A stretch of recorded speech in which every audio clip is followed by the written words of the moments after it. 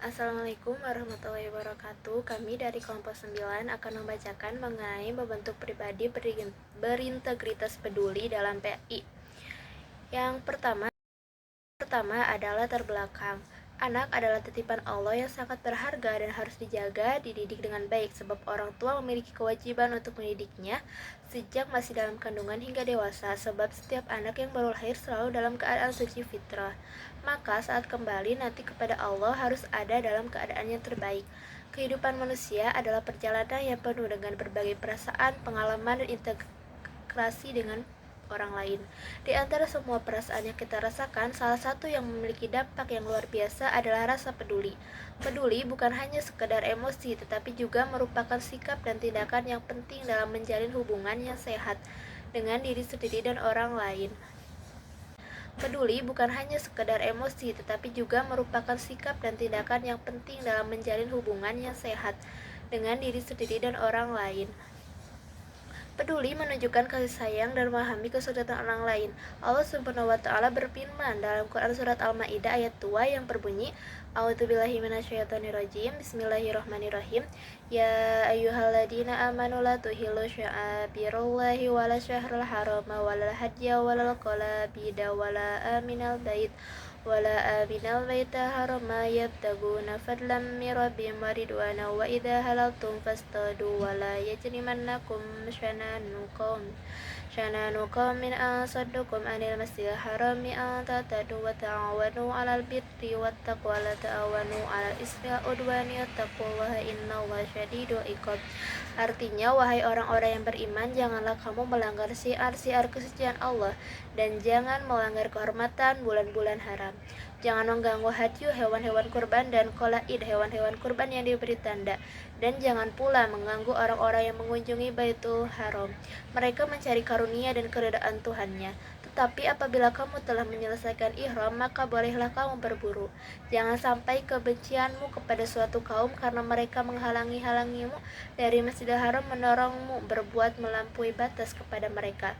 Dan tolong menolonglah kamu dalam mengerjakan kebajikan dan takwa, dan jangan tolong menolong dalam berbuat dosa dan permusuhan. Bertakwalah kepada Allah, sungguh Allah sangat berat siksanya. Ini menunjukkan kepedulian sosial yang berupa mendorong, tolong-menolong dalam kebaikan dan ketakwaan. Dan selanjutnya akan dibacakan oleh teman saya. Selanjutnya, tujuan pendidikan dalam membentuk pribadi agar bersikap peduli dalam pendidikan agama Islam. Tujuan pendidikan secara spesifik, nilai peduli ini menjadi puncak dari pengembangan nilai-nilai integritas lainnya. Tujuannya adalah untuk menumbuhkan empati dan keprihatinan terhadap kesejahteraan orang lain dan lingkungan. Pendidikan ini mengajarkan individu untuk peka terhadap kebutuhan orang lain, menawarkan bantuan, dan bertindak proaktif dalam isu-isu sosial dan lingkungan. Dengan demikian, individu tidak hanya memahami nilai-nilai integritas, tetapi juga menerjemahkannya ke dalam tindakan nyata yang bermanfaat bagi sesama. Melalui integrasi nilai-nilai ini dalam pendidikan, diharapkan akan terbentuk pribadi yang tidak hanya berintegritas secara internal, tetapi juga memiliki kepedulian yang tinggi terhadap lingkungan sekitar, sehingga berkontribusi pada terciptanya masyarakat yang lebih baik. Selanjutnya ada personal yang menumbuhkan nilai integritas peduli. Yang pertama, orang tua. Contoh uswatun hasanah. Orang tua adalah teladan utama.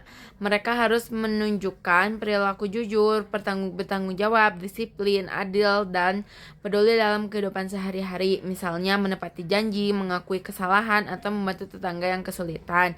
Yang kedua, pembiasaan. Mengajarkan dan membiasakan bersyukur, meminta maaf, dan bertanggung jawab atas tugas-tugas kecil di rumah. Komunikasi efektif, mendiskusikan nilai-nilai integritas dan kepedulian secara terbuka, menjelaskan mengapa nilai-nilai itu penting, dan memberikan apresiasi saat anak menunjukkan perilaku positif. Yang kedua ada guru. Pembiasaan mengajarkan dan membiasakan anak untuk melakukan ibadah, berbagi, bersyukur, meminta maaf, dan bertanggung jawab atas tugas-tugas kecil di rumah. Komunikasi efektif mendiskusikan nilai-nilai integritas dan kepedulian secara terbuka, menjelaskan mengapa nilai-nilai itu penting, dan memberikan apresiasi saat menunjukkan perilaku positif. Yang yang terakhir, siswa. Siswa juga merupakan personal yang terlibat bukan hanya sebagai penerima, tetapi juga sebagai agen perubahan. Mereka diharapkan dapat mempraktikkan nilai-nilai integritas dan kepedulian dalam interaksi dengan teman, guru, dan lingkungan sekolah.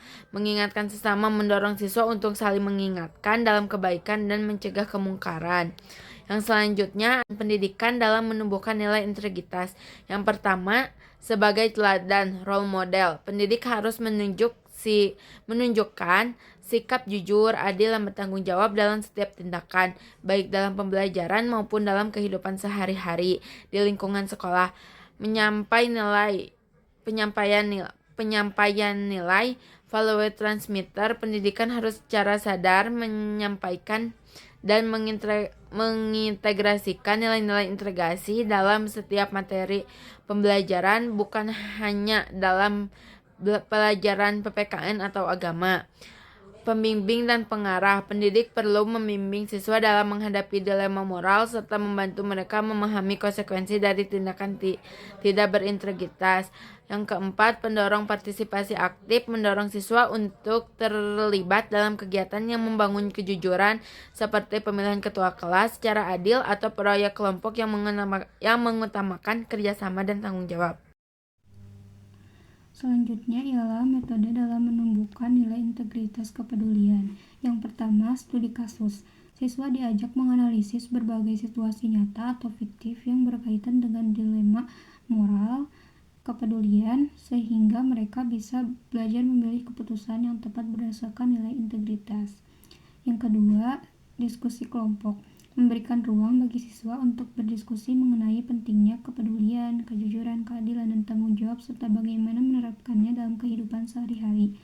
Yang ketiga, role playing atau bermain peran.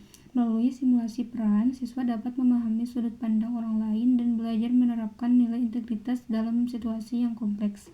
Yang keempat, pembiasaan dan keteladanan.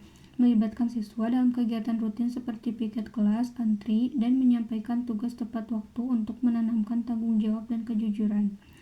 Yang kelima, proyek sosial atau pengabdian. Melibatkan siswa dalam kegiatan sosial di masyarakat untuk mengembangkan rasa empati, kepedulian, keadilan, dan tanggung jawab sosial.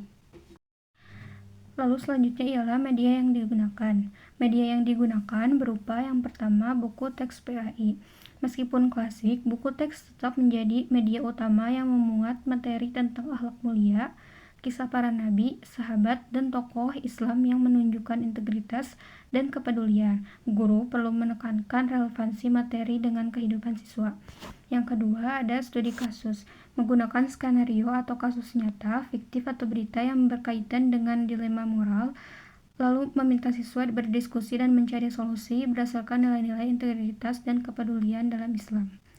Yang ketiga, permainan peran atau role playing. Siswa memerankan situasi yang membutuhkan integritas atau kepedulian, seperti menyelesaikan konflik dengan jujur, membantu teman yang kesulitan, atau bertanggung jawab atas kesalahan.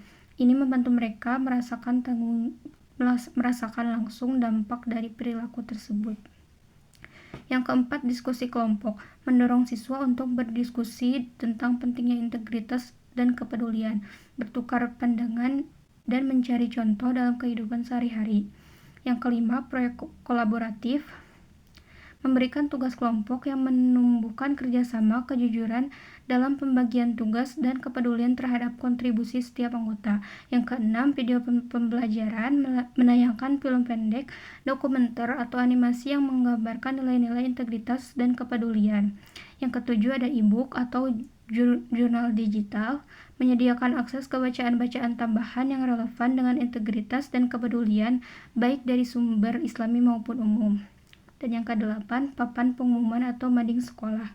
Menampilkan poster, kutipan ayat Al-Quran atau hadis, atau informasi tentang kegiatan yang berkaitan dengan nilai integritas dan kepedulian. 4. Pendidik memiliki peran penting dalam menanamkan nilai integritas karena mereka menjadi figur yang diteladani oleh peserta didik. Peran tersebut meliputi yang pertama itu ada sebagai teladan. Pendidik harus menunjukkan sikap seperti jujur, adil, dan bertanggung jawab dalam setiap tindakan, baik dalam pembelajaran maupun dalam kehidupan sehari-hari. Yang kedua itu ada penyampaian nilai. Pendidik harus secara sadar menyampaikan dan mengintegrasikan nilai-nilai integras dalam setiap materi pelajaran, bukan hanya pelajaran PPKN ataupun agama.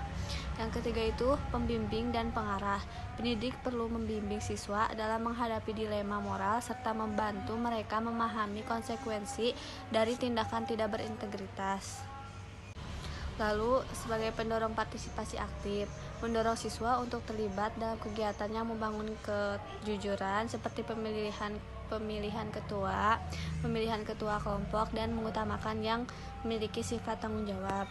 Yang kelima itu beberapa mode yang dapat digunakan pendidik untuk menumbuhkan nilai integritas secara efektif. Yang pertama itu ada studi kasus. Siswa diajak menganalisis berbagai situasi nyata atau fiktif yang berkaitan dengan dilema moral sehingga mereka bisa belajar memilih keputusan yang tepat berdasarkan nilai integritas. Yang kedua itu ada diskusi kelompok, memberikan ruang bagi siswa untuk berdiskusi mengenai pentingnya kejujuran, keadilan, dan tanggung jawab, serta bagaimana menerapkannya dalam kehidupan sehari-hari. Yang keempat itu ada role playing atau bermain peran, yaitu melalui simulasi peran, siswa dapat memahami sudut pandang orang lain dan belajar menerapkan nilai integritas dalam situasi yang kompleks. Lalu ada pembiasaan dan keteladanan, yaitu melibatkan siswa dalam kegiatan rutin seperti piket kelas, antri, dan menyampaikan tugas tepat waktu untuk menanamkan tanggung jawab dan kejujuran. Lalu yang terakhir ada proyek sosial atau pengabdian, melibatkan siswa dalam kegiatan sosial di masyarakat untuk mengembangkan rasa empati, keadilan, dan tanggung jawab sosial.